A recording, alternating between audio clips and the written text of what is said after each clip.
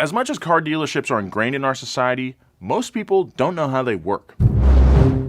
When a dealership buys cars directly from the manufacturer, they're looking at some pretty hefty price tags. It takes an incredible amount of capital to buy an entire parking lot's worth of new vehicles, and the dealership needs some leftover cash for operating costs. So, what do? Well, the same thing anyone who wants something but doesn't have the cash does. They open a line of credit.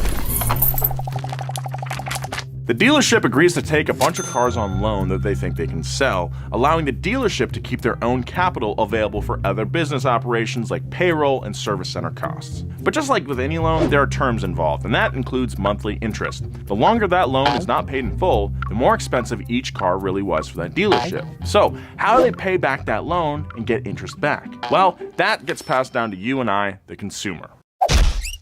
You might be thinking, Nolan, what does this have to do with rich people? I'm gonna tell you, this is the first way rich people get cheaper prices. A wealthy person with stacks on stacks on stacks is gonna walk down into the dealership, lay down a fat down payment, if not buy the car outright, and help generate capital for the dealership to pay back those loans pretty quickly, avoiding additional interest on that vehicle. Therefore, the dealerships will be willing to cut all kinds of deals with that buyer, offering all kinds of incentives for getting that car off the lot and free the dealership from their loan as quick as possible. The credit check will be solid, no chance the payments won't be made, and they can rest a little easier about the floor plan financing interest still looming over the rest of the lot. So if you're a solid bet because you've got mad money, you have the upper hand in these negotiations. But being flush with cash isn't the only way to have the upper hand. Another way to get a good deal, if you can afford it, is to own a company. Sounds easy enough, right? Who doesn't have an LLC these days? I don't. If you do have an LLC, you're golden when you go to buy your next car, because there are so many ways this cuts your final price. First, let me just say 2 words: company car. Buying the car through your company using company funds will have no impact on your personal credit, which is a good baseline to start from. It will make it company property, but along with that designation comes tax deductions like crazy. If you have a tax advisor who knows anything about what used to be called the Hummer loophole, you can take up to a 100% deduction. Why is it called the Hummer loophole? Well, because the bigger the car, the bigger the deduction. The 2 vehicle types under consideration are light vehicles and heavy vehicles. Light vehicles refer to anything that weighs under 6,000 pounds. You'll hit April tax time with a depreciation limit on those. If you choose a larger SUV, truck, or van, one say between 6,000 and 14,000 pounds, tax code section 179 gives you a much larger deduction cap than that. Just to give you an example, if you buy a heavy truck for $95,000 and you're in the 35% tax bracket, meaning pretty wealthy, your deduction could reduce your taxes by $33,250.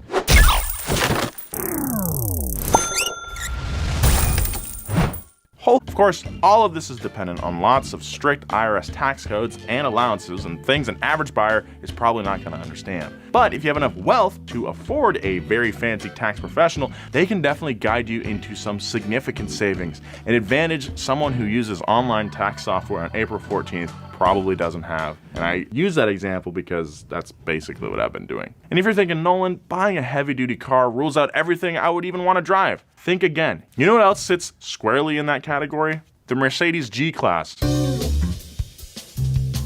One Mercedes dealer I found even has a page blatantly advertising the deduction savings, which if you're going to use on the Mercedes G63 AMG 6x6, clocking in at $1.5 million for this super pickup, you might want to look into it. Actually, a lot of luxury SUV dealerships do this. I found a page for Land Rover talking about their tax deductions and how to do that. I believe the Lamborghini Urus qualifies for a heavy-duty vehicle. I believe the Audi SQ8 also qualifies. I'm not sure if the Tesla Model X does. We can look into that.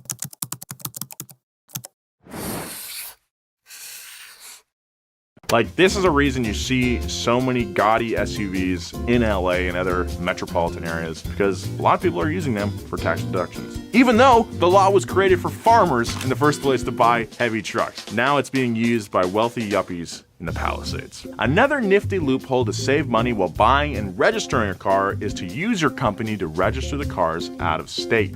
See, that company you have is paying off in so many ways. This sounds shady, and truth be told, it sort of is. No matter what state you actually live in, you can, in fact, own a car registered in a state like Montana where there's no sales tax. Delaware, New Hampshire, or Oregon plates are also great if you can get them.